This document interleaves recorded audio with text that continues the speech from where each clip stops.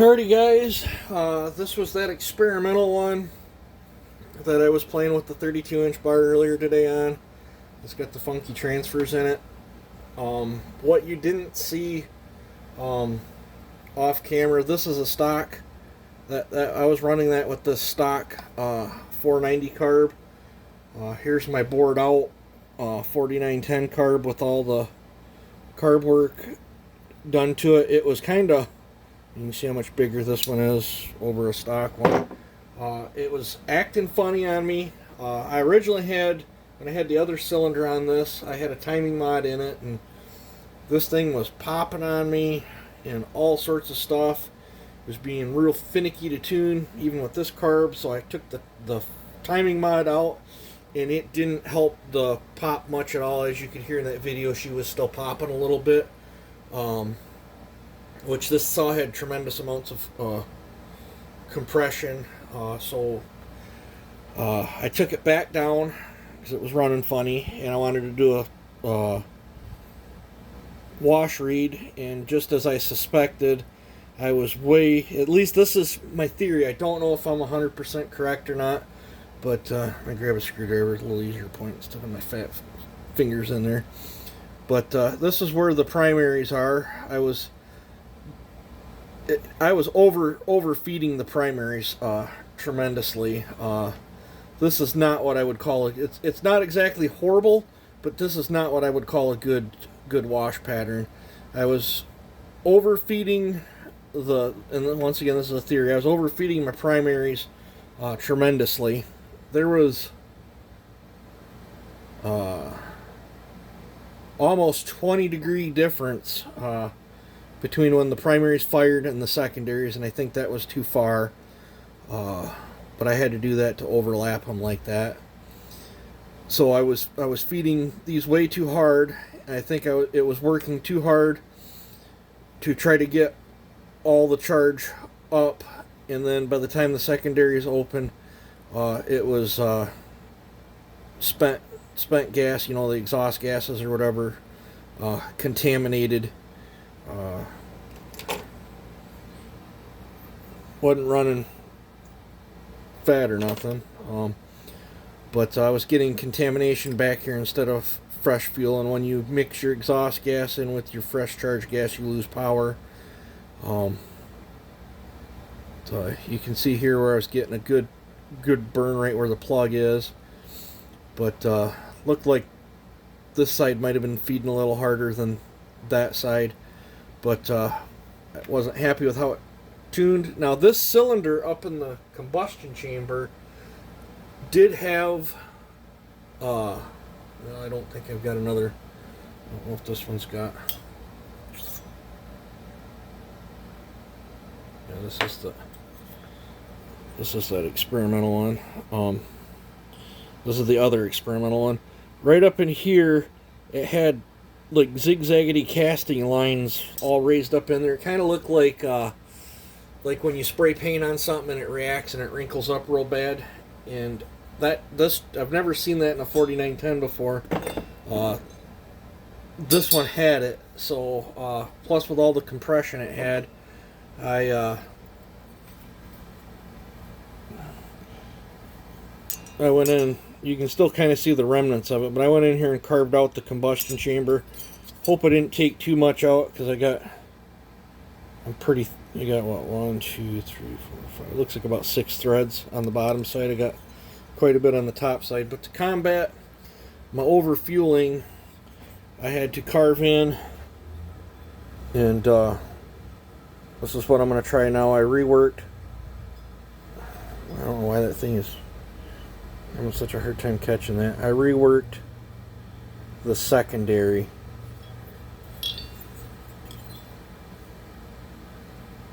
So now part of the secondary is variable duration.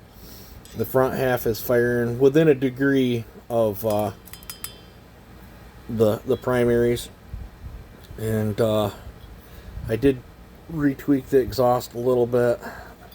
I raised it. I didn't throw a wheel back on. I raised the exhaust probably half the thickness of a ring of a Yeah, maybe 3/4 of a thickness of a ring. I raised it about that much. That should bleed off some of the compression. And then I completely reshaped this combustion chamber. Gave it a little bit larger area up in here. I kind of want to see what this plug is going to look like in there now.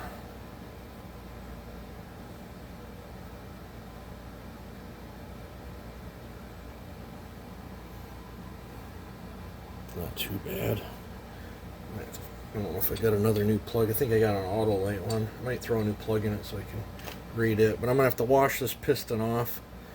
And hopefully it'll all come off there. This was at 32-1 too, guys. It had a weird feel to it. If you found the spot, the thing was crazy strong. And I think that was the RPM at where everything just coincided. It quit short-circuiting on the exhaust side and was flowing just enough. I'm hoping for 10 to 20% more out of this now than what it had. And I'm probably going to put, I don't think it was a carb issue, I'm probably going to put my bored out carb back on. But I don't think I was getting all my charge up the trans. I think I had residual charge left. And with the intake durations this had, and I think that was fighting me. I think there was a couple things fighting me. I mean, over a stock saw, the thing was a monster, but it just didn't have that. Something felt off to me. So I don't know. Maybe I'm being too picky. Oh, let me grab these other. Well, let me pause you. My buddy stopped by, brought my cases. I'm super duper stoked. He said he had to use almost 1 bag of powder on this. These are still bolted together. He had to heat this to 400 degrees. The seal still feels soft. The bearings sounded dry, but there was probably no oil. I just misted just a dab of WD-40 on them. I think all I'm going to do is flush the bearings out. We're going to go with it. He did get a little bit of powder coat on the seal. I don't know. I'll tuck a rag with some brake cleaner on it and see if I can soften it up, get that off. If not, I might put new seals in this. But there's a few things. I might have to run a tap down all the threads. He did tape off my studs. He did tape off this area. And I told him it was fine to tape this off like this because the factory had something very similar to this. But I'll probably have to run a tap down every single thread. Hopefully the oil cap will still, because this is quite a bit. It's pretty thick. But I am super duper stoked. This looks awesome. So I'll probably have to do some cleanup on these studs to get all the chain brake stuff back in and all that. But yeah, I'll probably end up putting some aluminum foil tape both sides on here, and then just poke the fuel line up through, because these tend to pull a lot of sawdust in from this way and it gets up into your filter. I think I'm going to seal off the bottom side, and then I think I will feed this one. I believe Alex said that he's got the new revised E2D filter set up with the cage, all that, and I'm looking forward. This is going to be a custom one-off build, and that cylinder I am dabbling and doodling with. If I can get it to where I'm happy with it, is going to be the top end for this saw. If I can't, I'm probably going to pull the 7-horse cylinder and stuff my 7-horse cylinder into this one. I'm thinking it's a toss-up. I really like how the Shin runs too. So maybe I'll steal the Shin cylinder. I don't know. A lot of you guys like the Shin. I'd like to keep stickers intact. I'd like to keep the Shin intact. The 7-horse saw was just an experiment anyway. And I actually have another cylinder. I actually want to try the cylinder that I did have on that saw onto the 7-horse one. But I'm super stoked about this. Let me know what you guys think. This is lime green, Kawasaki green. I've not seen another 4910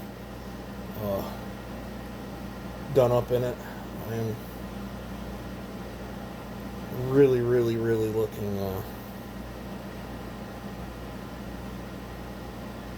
forward to this. I think this is going to be cool. I'm going to talk to Brennan and see if maybe he would want to build me a full circle crank for this. If not, it's not no big deal. If I don't put a full circle crank in, and I can use it full time too. But I really want to build a really custom one-off 4910 that I've never done before. So I'm really looking forward to it.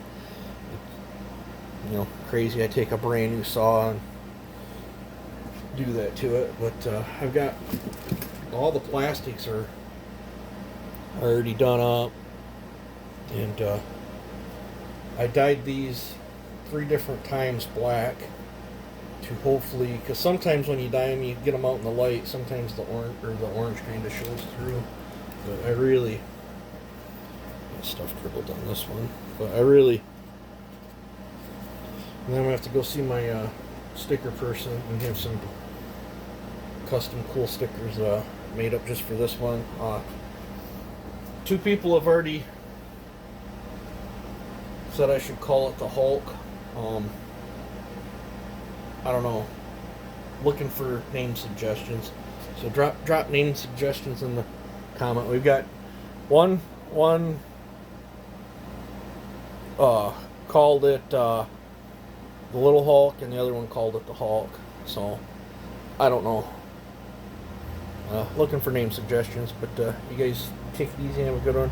I hope to have that saw back together tonight, possibly a bench run, see if it blows up on the bench or not. It'll probably be too late to go put it in wood, but hopefully I can play with it tomorrow, and we'll see how the porting goes. You guys take it easy and have a good one.